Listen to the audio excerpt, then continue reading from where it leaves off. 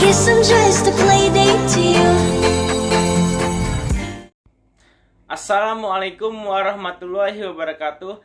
Perkenalkan, nama saya Muhammad Fahmi Aziz dari kelas 4 PJJC Politeknik Negeri Sriwijaya. Pada video ini, saya akan mempresentasikan mengenai GPS. Sebelumnya, saya akan menjelaskan apa itu GPS.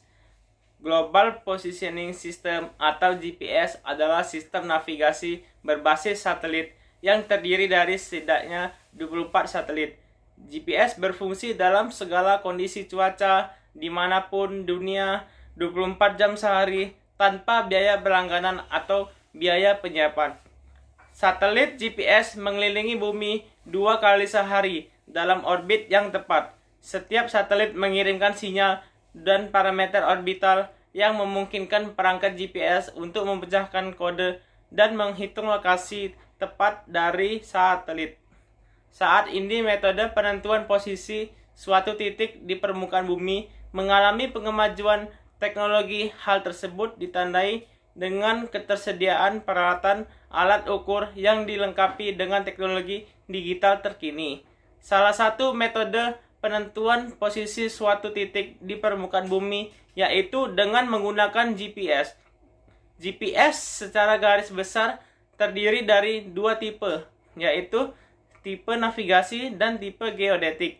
Dalam melakukan pemetaan, GPS geodetik lebih banyak digunakan karena ketelitian dan GPS lebih tinggi dari GPS tipe navigasi.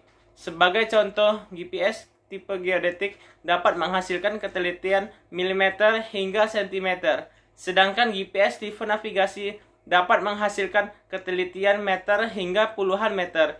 Aplikasi yang dapat diterapkan dengan GPS tipe geodetik adalah untuk penentuan batas wilayah, penentuan titik kontrol, penentuan stakeout, dan lain-lain. Posisi suatu titik biasanya dinyatakan dengan koordinat 2 dimensi atau 3 dimensi yang mengacu pada suatu sistem koordinat tertentu. Sistem koordinat itu sendiri didefinisikan dengan menspesifikasi 3 parameter. Yang pertama, lokasi titik 0 dari sistem koordinat. Yang kedua, orientasi dari sumbu-sumbu koordinat. Dan yang ketiga, besaran yang digunakan untuk mendefinisikan suatu posisi titik dalam sistem koordinat tersebut. Ada beberapa metode atau sistem penentuan posisi secara ekstraterestris yang telah dikenal selama ini, yaitu astronomi geodesi, fotografi satelit, SLR atau Satellite Laser Engines, transit dari GPS. Dari metode-metode penentuan ekstraterestris tersebut, yang paling populer dan banyak diaplikasikan adalah GPS. Ada beberapa hal yang membuat GPS menarik untuk digunakan dalam penentuan posisi, yaitu GPS dapat digunakan setiap saat tanpa tergantung waktu dan cuaca. Yang pertama, satelit GPS mempunyai ketinggian orbit yang tinggi, yaitu sekitar 20.000 km di atas permukaan bumi, dan jumlahnya banyak, yaitu 24 satelit.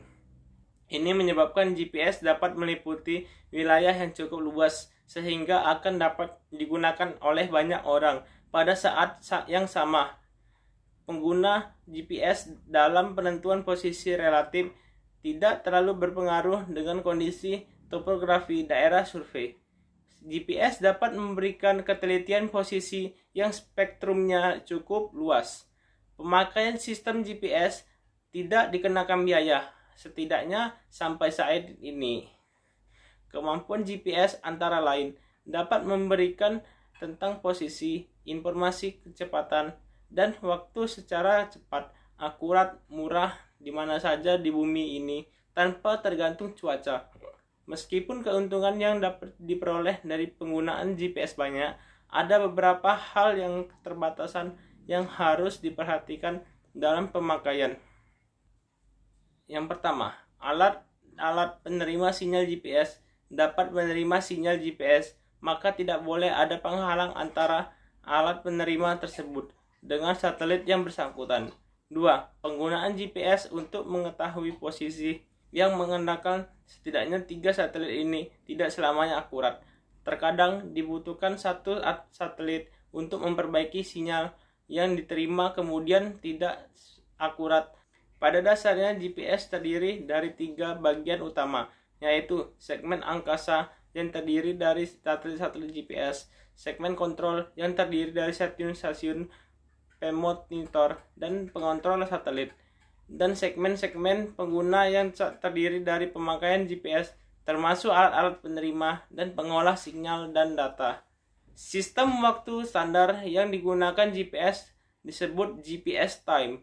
GPS time dikontrol sedemikian rupa sehingga penyimpangan dan maksimalnya hanya sebesar 1 mikrodetik, dan skala waktu universal yang disebut sebagai UTC, Universal Time Coordinate. Perbedaan antara UTC dan periode rotasi bumi adalah 0,9 detik leap second. Namun, karena satelit GPS berada di luar bumi, maka leap second tidak berlaku sebagai GPS. Pada tanggal 5 Januari 1990 tengah malam, GPS time dan UTC persis menunjukkan waktu yang sama. Pada satelit GPS dibekali dengan 4 jam atom yang diatur dengan frekuensi vibrasi atom. 2 dari jam atom tersebut menggunakan atom cesium dan 2 selebihnya menggunakan atom rubidium. Pada tahun 2018, salah satu produsen alat navigasi dan pelacak, PT Super Spring, melalui produk GPS navigasi Super Spring, berhasil mencatatkan penjualan sehingga 90% dari target 2018 sebanyak 25.000 unit.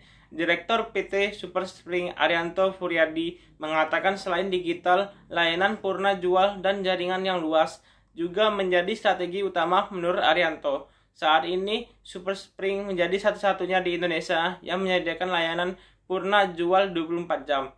Adapun beberapa sistem satelit navigasi lainnya selain GPS, yaitu Beidou, Navigation Satellite System yang berasal dari Cina dan beroperasi sejak tahun 2000. GLONASS yang dikembangkan oleh Rusia dan baru dibuka untuk publik 2007 dan sudah bekerja penuh di tahun 2015. Yang terakhir, Galileo yang berasal dari Eropa dan sudah online mulai Desember 2016. Baiklah, mungkin itu saja presentasi dari saya. Apabila ada kekurangan, saya minta maaf. Pada Allah saya mohon ampun. Wabillahi taufiq wal hidayah. Wassalamualaikum warahmatullahi wabarakatuh. Thanks for watching.